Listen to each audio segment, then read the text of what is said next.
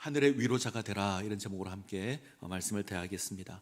우리가 지난 2주간 우리가 가을 전도 축제와 추수감사 주일 메시지를 살폈습니다. 다시 우리가 살폈던 성품의 메시지로 돌아가도록 하겠습니다.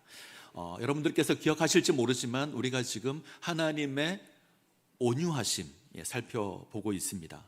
온유는 따뜻하고 부드러운 마음, 이걸 온유라고 합니다. 강한 힘이 있지만 그것으로 군림하는 것이 아니라 따뜻하고 부드럽게 대하는 겁니다. 우리 주님께서 온유하십니다. 온유하시고 겸손하신 주님께서 우리를 부르십니다. 수고하고 무거운 짐진 자들아 다 내게로 오라. 우리가 이 음성에 응답하면, 순종하면 하나님께서 우리의 멍에를 함께 메시고 우리와 함께 걸으실 겁니다. 우리를 참된 삶으로 인도하실 겁니다. 이러한 하나님의 온유하심을 인하여서 우리가 지녀야 될 자세가 하나 있었죠. 성품이 있었습니다. 유연이었습니다. 유연은 부드러운 마음으로 상황에 잘 대처하는 겁니다. 내 거 주장할 수 있습니다. 나의 권리 내세울 수 있습니다. 근데 그렇게 하지 않고 다른 사람을 위하여서 상황에 맞게 적절하게 행하는 것입니다. 바울은 사람을 얻기 위하여 유연한 태도를 지녔습니다. 우상에게 바친 제물에 대해서 그것이 누군가에게 걸림이 된다면 나는 고기를 먹지 않겠다, 이렇게 고백했던 것이 바울입니다. 다른 사람을 위하여 자기의 권리를 내려놓는 겁니다. 바울은 예수 그리스도의 복음을 위해서 다른 사람의 상황에 자신을 맞춥니다. 유대인에게는 유대인이 되고 헬라인에게는 헬라인이 되고 약한 자에게는 약한 자의 모습으로 세워집니다. 이것으로 사람을 얻으려고 했습니다.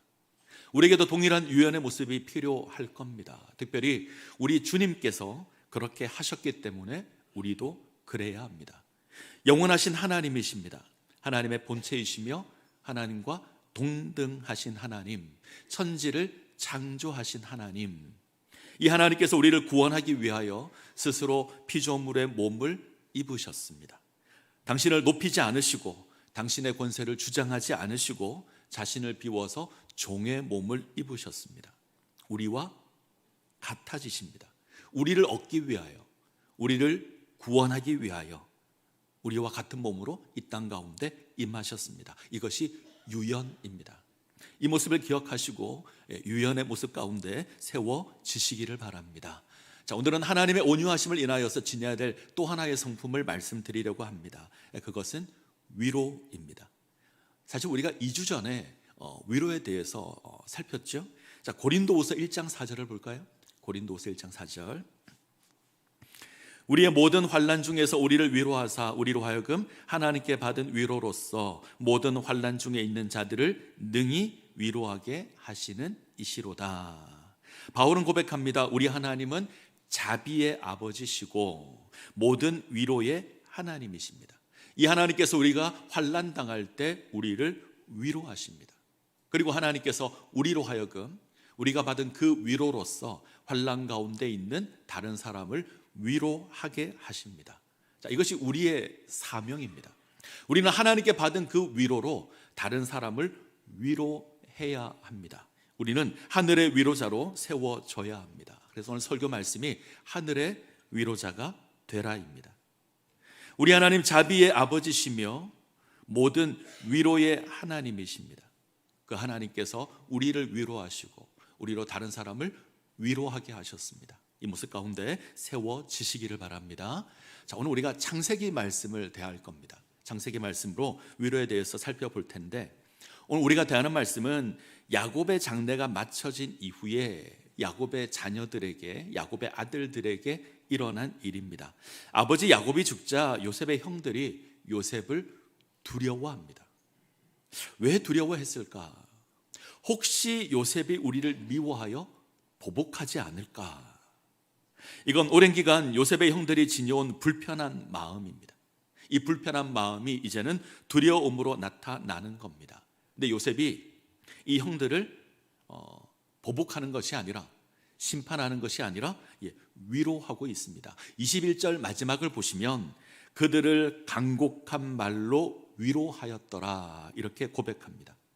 요셉은 자신을 괴롭게 했던 형들에게 보복하는 것이 아니라 용서하고 있고 위로하고 있습니다. 유진 피터슨은 이 부분을 진심 어린 말로 그들을 안심시켰다 이렇게 번역했습니다. 두려움인데 평안으로 바꿨습니다. 무서워서 떨고 있는데 평안으로 바꿨습니다. 이것이 위로입니다. 위로는 사전을 찾아보면 따뜻한 말과 행동으로 다른 사람의 슬픔을 달래주거나 괴로움을 덜어주는 성품입니다. 다시요. 위로는 따뜻한 말과 행동으로 다른 사람의 슬픔을 달래주거나 괴로움을 덜어주는 성품입니다. 지금 요셉의 위로가 두려움 가운데 있는 그 형들의 마음을 평안으로 바꾸고 있습니다. 요셉의 형들이 두려워합니다. 이들이 두려워하는 이유는 과거에 요셉에게 큰 죄를 지었습니다. 이들은 요셉을 미워해서 죽이려고 했습니다. 그리고 종으로 팔았습니다. 이것을 인해서 요셉이 정말 끔찍한 고난을 당합니다. 자, 그동안은 아버지 야곱이 살아 있어서 해를 입지 않았는데 이제 아버지 야곱이 죽었으니 이제 요셉이 자신들에게 벌을 내릴 수 있다, 보복할 수 있다 이렇게 생각합니다. 그래서 두려워하고, 그래서 요셉에게 사람을 보내서 용서를 구합니다. 자, 16절 17절 볼까요? 16절 17절 자, 같이 읽겠습니다. 요셉에게 말을 전하여 이르시되 당신의 아버지가 돌아가시기 전에 명령하여 이르시기를 너희는 이같이 요셉에게 이르라. 내 형들이 내게 악을 행하였을지라도 이제 바라건대 그들의 허물과 죄를 용서하라 하셨나니 당신 아버지의 하나님의 종들인 우리의 죄를 이제 용서하소서 하매 울었더라. 아버지 야곱의 유언을 앞세워서 용서를 구합니다. 정말 야곱이 이렇게 이야기했을까 알 수 없습니다. 성경에는 그런 내용이 기록되어 있지 않습니다. 알 수 없지만 분명한 것이 있죠. 이들이 정말 두려워하고 있습니다. 당신의 아버지가 우리를 용서하라고 했습니다. 자기들의 아버지 야곱이잖아요. 근데 요셉을 향해서 당신의 아버지가 이렇게 부릅니다. 그리고 그 야곱 뒤에 숨어서 용서를 구하고 있습니다. 이 모습이 정말 애처롭습니다. 그래서 요셉이 웁니다. 자, 요셉이 왜 울었을까? 억울함이 풀려서 울었을까요? 그동안 형들을 보고 있으면 화가 치밀어 올랐는데, 그런 원통함이 있었는데 이것이 풀려서 울었을까요? 아닙니다. 속이 상해서 웁니다. 형들은 여전히 과거에 얽매여 있습니다. 과거에 자신들이 지었던 그 죄에 얽매여 있고 두려워하고 있습니다. 그 모습이 안타까워서 웁니다. 야곱이 자신들의 가족을 데리고 애굽에 내려온 지 17년이 지났습니다. 17년을 살면서 이들은 여전히 두려움 가운데 산 겁니다. 요셉을 종으로 판 것을 기준으로 하면 39년이 지났습니다. 40년 가까운 시간이 지났는데 요셉의 형들은 여전히 40년 전에 그들이 행한 죄에 머물러 있습니다. 과거에 요셉을 던진 구덩이에 머물러 있습니다. 과거에 자신들이 지었던 죄의 자리에 머물러서 여전히 두려워하고 있습니다. 그 모습을 요셉이 안 겁니다. 속이 상해서 그래서 웁니다. 제가 본문을 대하면서 가만히 생각을 해봤습니다. 요셉의 형들의 입장에서도 한번 생각해 봤고 요셉의 입장에서도 생각해 봤습니다. 솔직한 제 심정을 말씀드리면 저는 요셉의 형들이 이해가 됩니다. 저는 그렇습니다. 이들은 하지 말아야 할 행동을 했습니다. 동생을 미워하여 죽이려고 했고 자기들의 이익을 위해서 종으로 팔았습니다. 두려워하는 게 이해가 됩니다. 40년 전에 머물러 있는 그 모습이 답답은 하지만 저는 충분히 그럴 수 있을 것 같습니다. 저는 형들이 이해가 됩니다. 제가 이해가 안 되는 건 요셉입니다. 요셉이 이해가 되십니까? 나를 죽이려 했습니다. 종으로 팔았습니다. 다른 사람에게 종으로 팔았고 누명을 쓰고 감옥에 갇혔습니다. 17살에 애굽의 종으로 팔렸습니다. 애굽의 총리가 된 게 30살입니다. 13년의 시간이 있는데 이 시간 동안 고난을 당한 겁니다. 대부분의 시간을 감옥에 갇혀서 보냈을 겁니다. 가장 젊을 때, 가장 아름다울 때, 가장 꿈을 꿀 수 있을 그때에 요셉은 고난으로 가득한 시간을 보냈습니다. 용서가 될까요? 세상에서 가장 어려운 게 용서하는 겁니다. 나를 괴롭힌 원수를 보면 내가 가던 길도 멈추고 돌아가는 게 우리들의 모습입니다. 얼굴만 봐도 마음이 괴롭습니다. 용서가 안 됩니다. 근데 다름 아닌 자신의 형제입니다. 자신의 형들이 자기를 죽이려고 했고 종으로 팔았습니다. 치가 떨렸을 것 같습니다. 볼 때마다 상처가 되었을 겁니다. 자, 지금 요셉은 애굽의 총리입니다. 절대적인 권세가 있습니다. 마음만 먹으면 단칼에 죽일 수 있잖아요. 마음만 먹으면 심판할 수 있을 겁니다. 그런데 그 권세를 내려놓고 용서의 자리에 섭니다. 그리고 위로합니다. 성경을 잘 보시면 내가 당신들을 돌보고 당신들의 자녀들을 돌보겠습니다. 본인이 도리어 종의 자리로 갑니다. 어떻게 이것이 가능하죠? 어떻게 요셉이 이렇게 할 수 있습니까? 어떻게 요셉이 위로자가 될 수 있습니까? 저는 이 요셉이 위로자가 될 수 있는 이 비결을 오늘 말씀을 통해서 살펴보려고 합니다. 자, 19절을 한번 보죠. 19절 같이 읽겠습니다. 요셉이 그들에게 이르되 두려워하지 마소서, 내가 하나님을 대신하리이까. 내가 하나님을 대신하리이까. 이 말은 내가 하나님의 자리에 앉을 수 있습니까? 이런 말입니다. 좀 더 정확하게 해석하려면 내가 하나님을 대신하리이까, 여기서 내가와 하나님 사이에 이 모든 것을 행하신, 이것을 넣으면 정확할 것 같습니다. 내가 이 모든 것을 행하신 하나님을 대신하리이까. 이 모든 것을 행하신 분은 하나님이십니다. 하나님 그렇게 하셨습니다. 하나님께서 하신 건 내가 바꿀 수 없습니다. 지금 요셉은 하나님의 시선으로 봅니다. 인간의 시선으로 보면 용서가 안 됩니다. 근데 하나님의 시선으로 보면, 하나님의 시선으로 형제를 대할 수 있습니다. 그러면 용서할 수 있고, 그러면 위로할 수 있습니다. 요셉의 형들이 한 것은 분명히 죄가 많습니다. 죄가 맞습니다. 있을 수 없는 일입니다. 근데 하나님께서 그 죄를 통해서 하나님의 뜻을 이루셨습니다. 그것을 선으로 바꾸셨고 생명을 구원하셨습니다. 하나님께서 그렇게 하신 겁니다. 하나님께서 그렇게 하신 것 내가 어떻게 할 수 없다. 자, 45장 5절을 보죠. 창세기 45장 5절 같이 읽습니다. 당신들이 나를 이곳에 팔았다고 해서 근심하지 마소서, 한탄하지 마소서. 하나님이 생명을 구원하시려고 나를 당신들보다 먼저 보내셨나이다. 같은 고백이죠. 요셉이 애굽의 종으로 팔린 건 하나님의 섭리 가운데 주어진 겁니다. 모든 것이 하나님의 뜻이었고 하나님의 섭리였고 하나님의 인도하심이었습니다. 하나님께서 역사하셨고 하나님께서 그렇게 하셨습니다. 요셉이 이것을 압니다. 그래서 용서하고, 그래서 위로합니다. 자, 다시 묻겠습니다. 어떻게 요셉이 형들을 용서하고 위로할 수 있었을까? 하나님께서 행하셨기 때문입니다. 하나님의 섭리입니다. 요셉이 이 하나님의 뜻을 깨달았기 때문에 그렇습니다. 자, 표현을 조금 바꿔보죠. 그러면 하나님의 뜻을 깨닫기 전에는 용서할 수 없었을 겁니다. 어떻게 생각하십니까? 요셉이 처음부터 형들을 용서할 마음을 가지고 있었을까요? 형들이 자기를 죽이려 할 때 그때도 용서의 마음이 있었을까요? 자신을 종으로 팔았을 때, 억울하게 감옥에 갇혔을 때 요셉이 형들을 용서하는 마음을 가지고 있었을까요? 아니었을 겁니다. 요셉은 너무너무 괴로워합니다. 자신의 신세를 한탄하고 원망하고 끊임없이 형들을 원망했을 겁니다.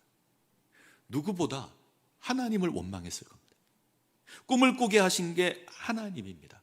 그런데 구덩이에 던져지게 하고 죽임을 당할 뻔하고 종으로 팔렸습니다. 하나님 왜 이렇게 하셨을까? 원망하고 또 원망했을 겁니다. 자, 시편 105편을 보겠습니다. 시편 105편 16절에서 19절. 자, 같이 읽습니다. 그가 또 그 땅에 기근이 들게 하사 그들이 의지하고 있는 양식을 다 끊으셨도다. 그가 한 사람을 앞서 보내셨으며 요셉이 종으로 팔렸도다. 그의 발은 착고를 차고 그의 몸은 쇠사슬에 매였으니 곧 여호와의 말씀이 응할 때까지라. 그의 말씀이 그를 단련하였도다. 시편 105편은 이스라엘 역사 가운데 나타난 하나님의 섭리를 찬양하는 시입니다. 근데 이 시 가운데 요셉 이야기가 있습니다. 자, 잘 보시죠. 땅이 기근이 들 때에 하나님께서 한 사람을 먼저 보내셨습니다. 누구를 보내시죠? 요셉을 보내십니다. 요셉을 애굽에 먼저 보내어서 기근에 대처하게, 대비하게 하셨습니다. 근데 그 모습을 잘 보시면 종으로 보냅니다. 하나님의 뜻을 이루기 위해서 요셉을 먼저 보내시는데 그 모습이 종입니다. 당당하게 가는 게 아닙니다. 뭔가 화려한 모습으로 내려가는 게 아닙니다. 종으로 갑니다. 묶여서 갔을 겁니다. 감옥에 갇힙니다. 하나님께서 이렇게 하신 겁니다. 야곱의 사랑받는 아들이었습니다. 야곱에게 12아들이 있는데 요셉은 몇 번째 아들이죠? 11번째 아들입니다. 야곱이 요셉을 특별히 사랑했습니다.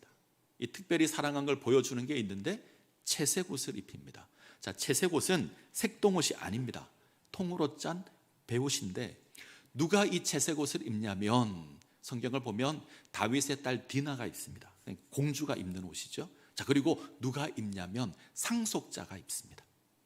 상속권을 가진 아들이 채색옷을 입습니다. 그러면 야곱은 12아들 가운데 누구를 상속자로 삼은 거죠? 요셉을요. 11번째 아들을.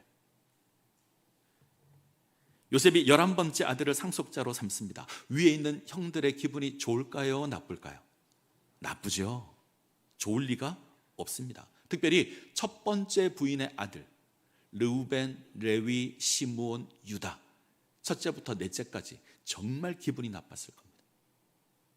어떻게 11번째 아들이 상속자로 세워질 수 있습니까? 근데 야곱에게는 이유가 있습니다. 본래 야곱의 아내는 라헬이죠. 야곱은 사랑하는 라헬을 아내로 얻기 위해서 무려 14년간 봉사해야만 했습니다. 이 라헬의 첫 번째 아들이 요셉입니다. 야곱에게는 자연스럽게 요셉이 상속권을 가지는 겁니다. 그래서 요셉에게 채색옷을 입혔습니다. 야곱에게는 당연한 일인데 다른 형제들에게는 당연하지 않죠. 용납이 안 됩니다. 여기에 요셉이 꿈을 꿉니다. 형제의 곡식단이 요셉의 곡식단에 절을 합니다. 해와 달과 별들이 요셉에게 절을 합니다. 마음에 들지 않습니다. 기분이 나쁩니다. 때문에 요셉을 죽이려고 합니다. 그리고 종으로 팝니다. 애굽의 바로의 친위 대장인 보디발의 집에 종으로 팔렸습니다. 이곳에서 요셉이 열심히 일을 해서 인정받아 가정의 총무가 됩니다. 근데 보디발의 아내가 모함하죠. 죄수가 되어서 감옥에 갇힙니다. 감옥에서 인정을 받아서 서무를 맡아보는 자가 됩니다. 감옥에서 바로의 술 맡은 관원장을 만나서 그의 꿈을 해몽해 줍니다. 당신이 복직할 때 나를 좀 기억해 주십시오. 당신이 바로 앞에 설 때 나를 좀 기억해 주십시오. 이렇게 부탁을 했는데 이 관원장이 요셉을 잊어버렸습니다. 요셉이 당당하게 애굽에 간 것이 아닙니다. 종으로 팔려서 갑니다. 억울하게 누명을 쓰고 죄수가 되어서 감옥에 갇힙니다. 그는 잊혀진 존재가 되었습니다. 자, 시편은 이때 요셉을 어떻게 고백하냐면 발에 착고를 차고 몸에 쇠사슬을 메었다. 몸에 쇠사슬을 메었다. 이 말은 원문 그대로 해석하면 목에 칼을 찼다, 이런 말입니다. 자, 우리말 성경 잘 보시면, 자, 자막을 잘 보시면 몸 앞에 숫자 1이 있죠. 그리고 성경 아래쪽을 가시면 이 1에 대해서 혼이라고 기록되어 있습니다. 그러면 번역을 좀 바꿀 수 있죠. 요셉의 영혼이 칼을 찼다. 영혼이 꿰뚫렸다. 우리로 말하면 넋이 나갔다. 제정신이 아니었다. 영혼이 흔들렸습니다. 너무너무 힘들었습니다. 자신에게 일어난 일이 이해가 안 되는 겁니다. 하나님이 이해가 되지 않습니다. 꿈을 주신 분이 하나님이신데, 하나님이 꿈을 주셨고 꿈을 소망하는 삶을 살았는데 형제들이 죽이려 하고 종으로 팔리고 누명을 쓰고 감옥에 갇힙니다. 열심히 일하고 정직하게 행했더니 인정을 받는 것이 아니라 도리어 상황이 나빠집니다. 보디발의 아내가 유혹하자 그 유혹을 피하여 죄를 짓지 않았습니다. 이때 요셉이 어떻게 고백했냐면, 내가 어찌 이 큰 죄악을 행하여 하나님께 죄를 지으리까. 요셉은 정직했습니다. 하나님 앞에서 살았습니다. 하나님을 두려워함으로 죄를 짓지 않았습니다. 그랬더니 결과가 누명을 쓰고 감옥에 갑니다. 수치스러운 죄명을 쓰고 감옥에 갇혔습니다. 발에는 착고가 채였고 목에는 칼이 차입니다. 이 이해할 수 없는 모습에 영혼이 흔들리는 겁니다. 하나님 어떻게 이럴 수 있습니까? 하나님 정말 살아계신 건 맞습니까? 하나님 왜 내게 꿈을 허락하셨습니까? 어떻게 내가 종으로 팔려야 되고 내가 죄인이 되어야 합니까? 꿈을 주신 하나님이라면 이러지 않았어야죠. 형들이 죽이려고 하면 지켰어야 되고, 형들이 종으로 팔려고 하면 막았어야 합니다. 감옥에 갇히기 전에 억울함을 풀어 주어야 합니다.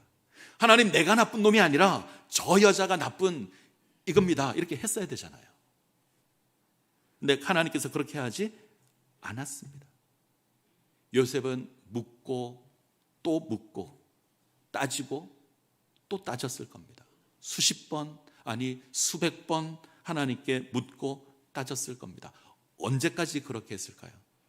우리가 읽은 시편의 말씀을 보면 말씀이 응할 때까지. 105편 19절을 보시면 여호와의 말씀이 응할 때까지 말씀이 요셉을 단련시켰다. 요셉이 하나님의 뜻을 깨달을 때까지 요셉은 그랬습니다. 하나님의 말씀이 응했을 때 의문이 풀렸습니다. 요셉이 애굽의 총리가 되었을 때 무엇보다 자신을 죽이려고 했던 형들이 곡식을 얻기 위해서 애굽에 내려와서 자신 앞에 절했을 그때 요셉은 압니다. 하나님의 뜻을 알고 하나님의 섭리를 압니다. 영혼이 흔들리는 그 고통에서 그때 벗어납니다. 하나님 왜 이렇게 하셨는가? 그때 압니다. 하나님의 위로를 받은 겁니다. 우리가 살아가는 인생에 때때로 이해할 수 없는 일들이 일어날 수 있습니다. 하나님께서 우리 인생을 우리가 이해할 수 없는 방식으로 인도하십니다. 하나님의 놀라운 능력으로 우리를 멋있게 세우면 되는데 그렇게 잘 안 하십니다. 애굽이라는 세상에 요셉을 종으로 보내십니다. 우리에게도 그렇게 하실 겁니다. 그 속에서 우리는 괴로워하고 때로는 원망하고 때로는 우리의 영혼이 흔들리는 일이 있을 겁니다. 요셉이 최선을 다합니다. 우리도 최선을 다합니다. 근데 결과가 안 좋습니다. 점점 더 안 좋아집니다. 좋아져야 되는데 점점 더 안 좋아집니다. 이때 성경이 아주 재미있는 표현을 씁니다. 여호와께서 요셉과 함께 하심으로 그가 형통하였더라. 창세기 39장을 보시면 이 표현이 계속 반복됩니다. 하나님께서 요셉과 함께 계셔서 요셉이 형통하다. 우리는 너무 쉽게 해석을 하죠. 종으로 팔려서 보디발 집에 종이 되었지만 하나님이 함께 하셔서 가정 총무가 되게 하셨다. 억울하게 누명을 쓰고 감옥에 갇혔지만 하나님이 함께 하시고 형통하게 하셔서 감옥에서 서무하는 일을 보게 하셨다. 그렇게 생각하십니까? 저는 아닙니다. 저는 그렇게 해석이 안 됩니다. 종이 아무리 좋아도 사랑받는 아들보다 못합니다. 죄수가 아무리 좋아도 자유한 사람보다 못합니다. 하나님이 정말 함께 하셨다면, 하나님이 정말 형통하게 했다면 비극적인 일이 없었어야 합니다. 사랑받는 아들일 때 계속 형통해야 합니다. 근데 요셉은 점점 비천해집니다. 사랑받는 아들이었는데 종이 되고 종에서 죄인이 됩니다. 근데 이것을 두고 성경은 하나님이 함께 하셨고 요셉이 형통했다, 이렇게 해석해야 됩니다. 요셉을 향한 하나님의 뜻이 이루어지고 있다. 요셉에게 허락한 그 꿈을 하나님께서 이루어 가신다. 그래서 형통하다. 하나님의 계획대로 요셉을 종으로 보내십니다. 하나님의 뜻대로 감옥에 갇히게 하십니다. 하나님의 섭리대로 술 맡은 관원장이 잊어버립니다. 그래서 형통입니다. 요셉은 몰랐습니다. 감옥에 갇혀 있을 때 몰랐습니다. 영혼이 흔들렸을 때 이해할 수 없었습니다. 원망하고 원망했습니다. 만약 그때 요셉이 자신의 형들을 봤다면 아마 저주를 퍼봤을 겁니다. 근데 바로의 꿈을 해몽하고 애굽의 총리가 되죠. 형제들이 곡식을 구하기 위하여 애굽으로 내려와서 요셉 앞에 엎드려 절합니다. 그때 아는 겁니다. 아, 하나님께서 이렇게 꿈을 이루시는구나. 자, 45장 5절 다시 한번 볼까요? 창세기 45장 5절. 자, 같이 읽습니다. 당신들이 나를 이곳에 팔았다고 해서 근심하지 마소서, 한탄하지 마소서. 하나님이 생명을 구원하시려고 나를 당신들보다 먼저 보내셨나이다. 누가 이렇게 하셨죠? 하나님께서 선을 이루어 가십니다. 하나님께서 당신의 뜻을 이루어 가십니다. 요셉이 이것을 알고 깨닫습니다. 이것으로 위로를 받는 겁니다. 우리 인생이 그렇습니다. 모를 때는 원망하고, 모를 때는 불평하고, 모를 때는 따집니다. 모를 때는 화를 내고 따집니다. 부모가 왜 이렇게 하는지 모를 때는 원망하고 따집니다. 몰라서 그런 겁니다. 사망의 음침한 골짜기를 지나면 따집니다. 하나님 왜 나를 버리십니까? 어떻게 이렇게 하실 수 있습니까? 원망합니다. 근데 알면 원망하지 않죠. 사망의 음침한 골짜기를 지날 때 하나님이 나와 함께 하고 계시고 나를 지켜주고 계신다. 주의 지팡이와 막대기로 나를 보호하고 계신다. 이걸 우리가 알고 경험하면 우리는 감격할 겁니다. 감사할 겁니다. 하나님의 섭리 가운데 그렇게 하셨음을 알면 우리는 원망하지 않을 겁니다. 저는 믿습니다. 하나님 우리와 함께 하십니다. 우리를 형통하게 하십니다. 우리는 깨닫지 못하지만, 우리는 미처 깨닫지 못하고 알 수 없지만 하나님 우리와 함께 하고 계시고 우리의 삶을 인도해 가시고 마침내 모든 것이 합력하여 선을 이루게 하실 겁니다. 형들이 자신을 죽이려고 했던 그 상처가 있지만 하나님께서 함께 하셔서 그 상처를 선으로 바꾸셨습니다. 생명을 구원하게 하셨습니다. 이것이 하나님의 위로입니다. 요셉이 이 위로를 받았습니다. 하나님께서 우리를 어떻게 위로하셨습니까? 죄로 말미암아 죽음 가운데 있는 우리를 위하여 독생자 예수 그리스도를 보내십니다. 종으로 보내십니다. 요셉을 종으로 애굽에 내려보낸 그 하나님께서 당신의 아들을 세상에 종으로 보내십니다. 승리자로 보내지 않았습니다. 종으로 보내십니다. 인생의 모든 죄를 대신 지시고 십자가를 지십니다. 누명을 쓰고 감옥에 갇히는 수준이 아닙니다. 하늘과 땅을 창조하신 그 창조주가 보잘것없는 피조물에 의해서 가시 면류관을 쓰고 채찍에 맞으시고 고난을 받으십니다. 십자가에 달리시고 죽임을 당하십니다. 나의 하나님 어찌하여 나를 버리셨나이까? 하나님께 버림받는 그 자리까지 낮아지십니다. 왜 이렇게 하셨죠? 우리의 허물 때문에, 우리의 죄악 때문에, 우리의 평화를 위해서 이렇게 하셨습니다. 우리의 나음을 위하여 이렇게 하셨습니다. 우리의 죄악을 선으로 바꾸기 위해서 그렇게 하셨습니다. 죽음의 그림자에 거하고 있는 우리를 다시 세우기 위해서 이렇게 하셨습니다. 이것으로 우리를 위로하시고 이것으로 우리를 구원하십니다. 우리는 때때로 하나님 왜 이렇게 하셨습니까? 따져 묻습니다. 그때 하나님은 가장 낮은 모습으로 우리 가운데 임하셔서 우리와 함께 하시고 우리를 구원하십니다. 이것으로 우리를 위로하십니다. 다시 바울의 고백을 한번 볼까요? 고린도후서 1장 3절 4절 같이 읽겠습니다.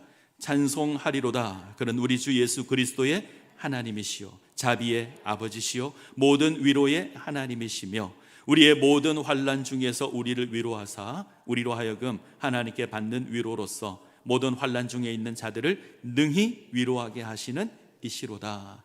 예수 그리스도의 하나님이신 우리 하나님 자비의 아버지시고 모든 위로의 하나님이십니다. 이 하나님께서 우리가 당하는 모든 환난에서 우리를 위로하실 겁니다.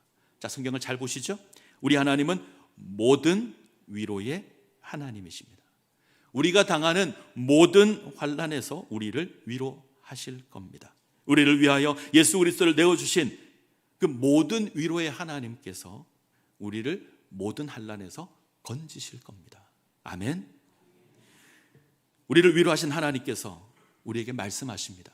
하나님께서 보여주신 그 위로로 다른 사람을 위로하라고 하십니다. 우리가 하나님께 받은 은혜 나누라는 겁니다. 내가 하나님을 대신하겠습니까? 이 말은 하나님께서 행하신 놀라운 구원의 역사를 내가 바꾸어서 심판할 수 없다는 겁니다. 하나님께서 우리에게 원하는 건 군림하는 것도 아니고 심판하는 것도 아닙니다. 종으로 삼아서 군림하는 게 아닙니다. 요셉을 보십시오. 요셉은 종이 되겠다는 형들을 향하여서 도리어 자신이 형들을 섬기고 형들의 자녀들을 섬기겠다. 자신이 종이 되겠다. 인간의 시선으로 바라보면 할 수 없는 일입니다. 그러나 하나님의 시선으로 바라보면 할 수 있습니다. 나의 시선이 하나님의 시선이 될 때 우리는 하나님의 시선으로 형제를 바라볼 수 있고요, 형제를 섬길 수 있습니다. 자, 말씀을 맺겠습니다. 위로는 흘러가는 겁니다. 요셉이 하나님께 받은 그 위로가 요셉을 거쳐서 그의 형제들에게 흘러갑니다. 하나님께서 자신을 채웠던 그 선하신 위로를 요셉은 자신의 형제들에게 선한 행동으로 흘려보내고 있습니다. 위로는 흘러가는 겁니다. 요셉은 자신의 상처 위에 원한을 쌓지 않았습니다. 자신을 위로하시는 하나님을 기억하고 하나님의 은혜를 쌓았습니다. 그리고 그 은혜로 형제를 위로합니다. 이것이 하늘의 위로자입니다. 부탁드립니다. 하늘의 위로자가 되십시오. 하나님께서 우리에게 은혜를 베푸셨고 위로하셨습니다.